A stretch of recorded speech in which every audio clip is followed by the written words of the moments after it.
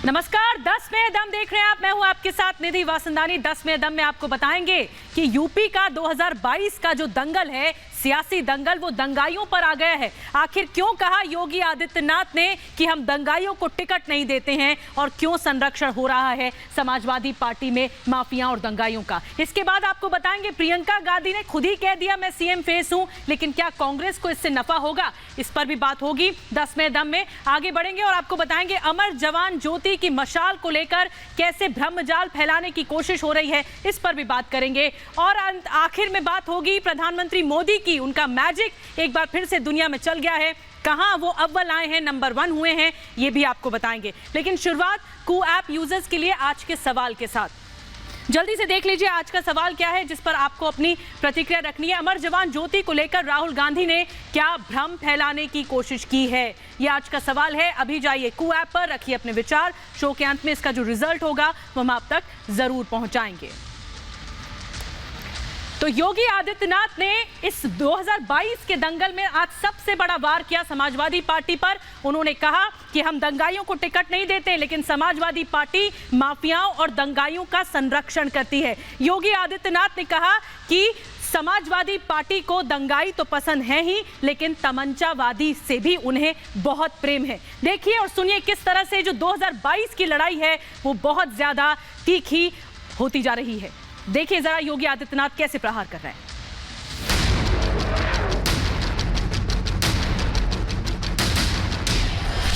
ये वही प्रदेश है जिस प्रदेश में मुजफ्फरनगर के दंगों के दंगाइयों को 5 यानी आज से 7 वर्ष पहले प्रदेश के मुख्यमंत्री के द्वारा अपने घर में बुलाकर के सम्मानित किया जाता है।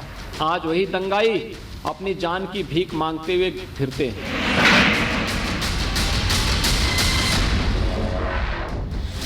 2022 के सियासी संग्राम में दंगाई बड़ा मुद्दा बनते जा रहे हैं। सीएम योगी ने विधानसभा चुनाव के लिए बीजेपी का थीम सॉन्ग लॉन्च कर दिया।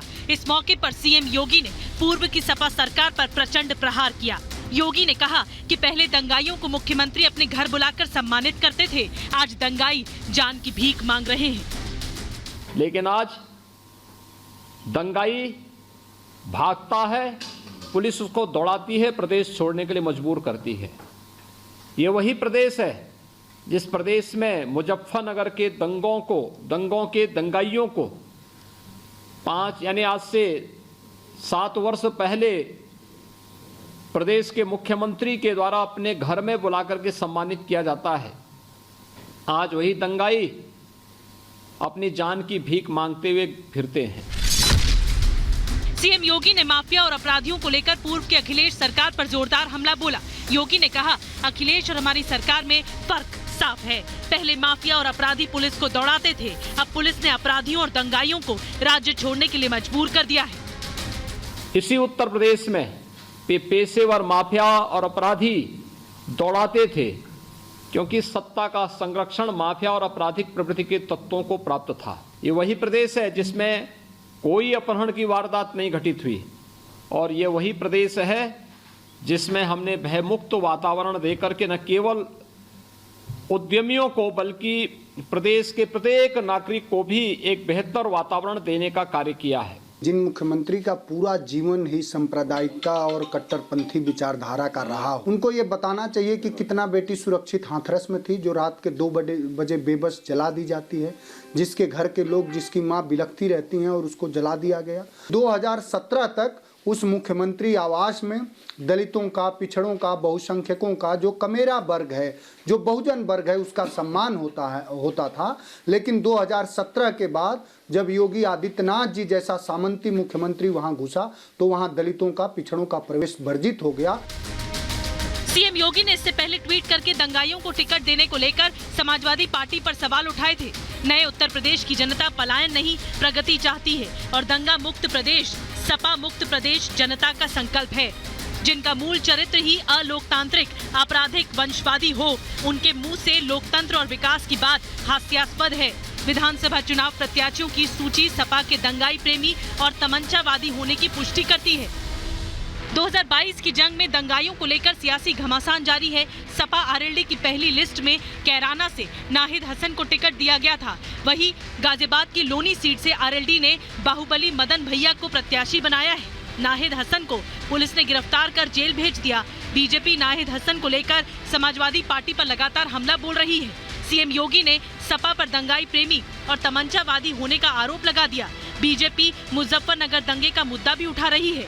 बीजेपी लोगों को संदेश दे रही है कि पहले दंगाइयों का सम्मान होता था, अब दंगाई जेल में है। Bureau report, Republic Bharat. सत्ता बहुत बड़ी हो चुकी है उत्तर प्रदेश की। ये पहली बार होगा जब प्रियंका गांधी खुद ही कह रही हैं सामने आकर कि मैं तो सीएम का फेस हूं, और ये इस पर कांग्रेस विश्वास नहीं करती है इस बात पर कि चुनावों से पहले सीएम फेस का ऐलान किया जाए, लेकिन हो रहा है ऐसा। लेकिन सबसे बड़ा सवाल ये कि क्या कांग्रेस को इससे फायदा होगा। विरोधी तो कह रहे हैं सत्ता अभी दूर है।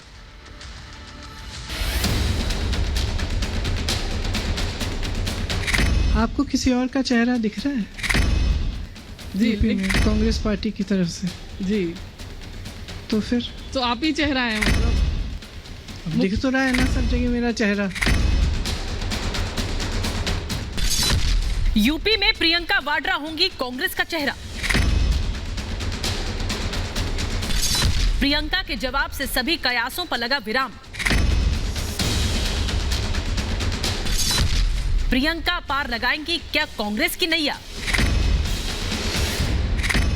कांग्रेस की महासचिव प्रियंका वाड्रा यूपी में कांग्रेस का चेहरा होंगी। प्रियंका के जवाब से साफ है कि यूपी में प्रियंका ही कांग्रेस की सीएम पद की दावेदार हैं। वैसे भी प्रियंका ने खुद ही कह दिया कि कांग्रेस की तरफ से तो केवल मैं ही दिख रही हूं। आपको किसी और का चेहरा दिख रहा है जी, यूपी में कांग्रेस पार्टी की तरफ से? जी, तो फिर तो आप ही चेहरा है मतलब। अब दिख तो रहा है ना सब जगह मेरा चेहरा। बीजेपी सीएम योगी के चेहरे पर चुनाव लड़ रही है। सपा में अखिलेश ही सीएम पद के दावेदार हैं। कांग्रेस की तरफ से प्रियंका वाड्रा ने खुद बयान दे दिया है। ऐसे में अब देखना होगा कि क्या योगी अखिलेश की तरह प्रियंका भी चुनाव लड़ने का ऐलान करेंगी क्या। बीजेपी प्रियंका से यही सवाल कर रही है। नहीं, निश्चित तौर पर उनको भाई मुख्यमंत्री बनने की चाह रख रही हैं तो सदन का सदस्य तो बनना पड़ेगा ना। कांग्रेस पार्टी में आज इतनी क्षमता नहीं है कि वो विधान परिषद में सदस्य जिता सके। विधान परिषद जाने के लिए उनके पास पर्याप्त संख्या बल नहीं है, और विधानसभा में अगर वो चुनाव नहीं लड़ना चाहती हैं तो मुख्यमंत्री के ये मुगालते कैसे पाल रही हैं। उनको पहले लोकतंत्र में ये समझ रखनी पड़ेगी ना कि मुख्यमंत्री होने के लिए किसी न किसी सदन का सदस्य होना पड़ता है। विधान परिषद में संख्या नहीं है, विधानसभा लड़ना नहीं चाहती हैं या लड़ने से डर रही हैं। वो जानती हैं कि उनकी हार स्वाभाविक है। कांग्रेस पहला राज बनेगा, तीसरा राज हैट्रिक मारेगी कांग्रेस, जहां 0 पे आउट होगी। एक दिल्ली में आउट हो गई बड़े राज्य में, एक बंगाल में 0 पे आउट हुई, यूपी में 0 पे आउट होने जा रही है। इसलिए क्या दिक्कत है, हर कोई को इस लोकतंत्र में ख्वाब देखने का अधिकार है, और ये ख्वाब प्रियंका जी से क्यों छीना जाए। ख्वाब देखें। केंद्रीय मंत्री एसपी सिंह बघेल ने भी प्रियंका के ऐलान पर तंज कसा है। बघेल ने कहा कि सपने देखने पर किसी को रोक नहीं है। सीएम तो 2.5 अंकों में उनके विधायक भी नहीं जीत रहे, इसलिए ये समय से पूर्व के उनके सपने हैं। प्रियंका के ऐलान और जवाब देने के अंदाज से साफ है कि यूपी में कांग्रेस के सारे फैसले वो खुद ले रही हैं। ऐसे में सवाल उठता है कि प्रियंका का चेहरा कांग्रेस की डूबती नैया को कितना सहारा दे पाएगा। सर्वे के साथ साथ सियासी जानकार भी मानते हैं कि कांग्रेस अगर 10 सीटें भी जीत जाए तो बहुत बड़ी बात होगी। ऐसे में देखना होगा कि प्रियंका के ऐलान से कांग्रेस को कितना लाभ मिल पाता है। Bureau report, Republic Bharat. इस बीच एक और सियासी घमासान देश की राजधानी दिल्ली में देखने को मिला। दरअसल अमर जवान ज्योति की जो लौ है, मशाल है, वो अब नहीं देखने को मिलेगी इंडिया गेट में, क्योंकि जो वॉर मेमोरियल है उसकी मशाल उसकी लौ के साथ उसे मिला दिया गया है, उसका विलय कर दिया गया है। लेकिन इस पूरे मामले पर भ्रमजाल फैलाने की भी कोशिश हुई। सियासी वार पलटवार हुआ है। एक तरफ पक्ष पर सियासत किस तरह से गरमाती हुई नजर आ रही है, अपना पक्ष रखने की कोशिश की सरकार ने, तो दूसरी तरफ विपक्ष ने ये आरोप लगा दिया कि इस मामले पर देश की विरासत को नुकसान पहुंचाया जा रहा है।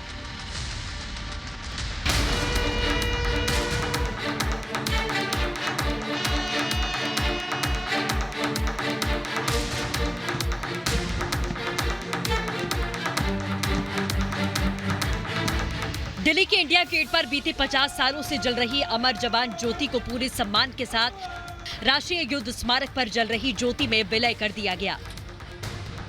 अमर जवान ज्योति 1971 भारत पाकिस्तान युद्ध के शहीदों के बलिदान का प्रतीक है। पूरे सम्मान के साथ अमर जवान ज्योति की मशाल वॉर मेमोरियल लाई गई और उस ज्योति की अखंडता बरकरार रखते हुए वॉर मेमोरियल की अखंड ज्योति के साथ उसका विलय किया गया।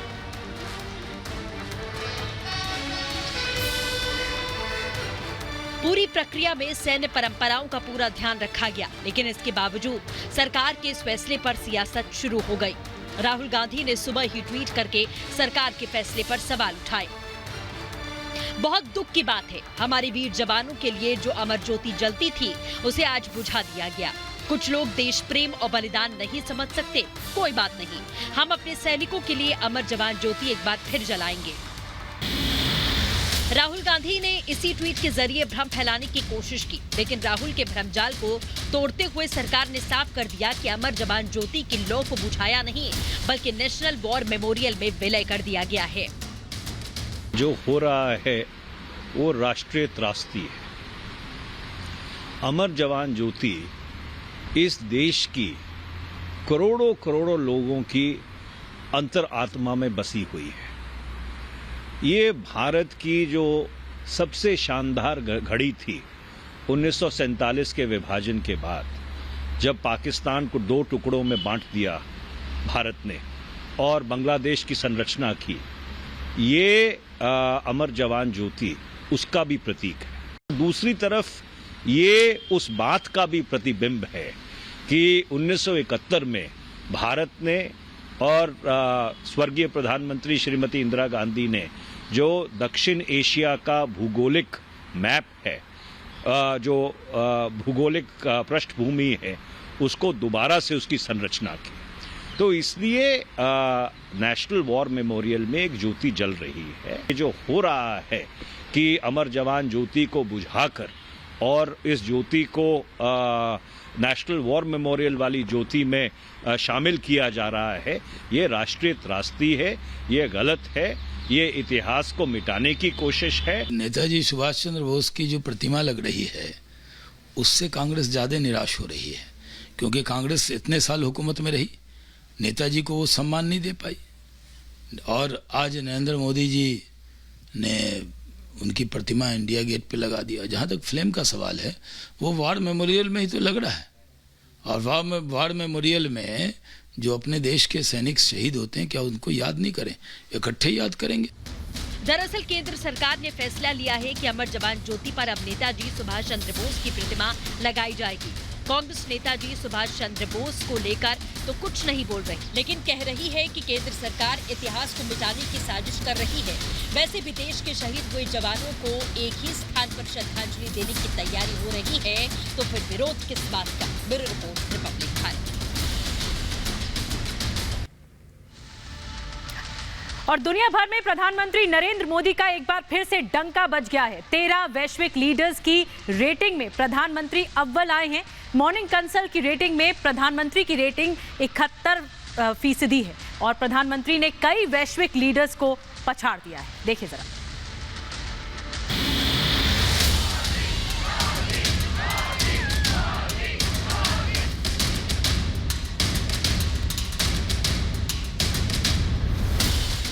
दूर दूर तक कोई नहीं है टक्कर में। प्रधानमंत्री मोदी का जादू एक बार फिर दुनिया में चल गया है।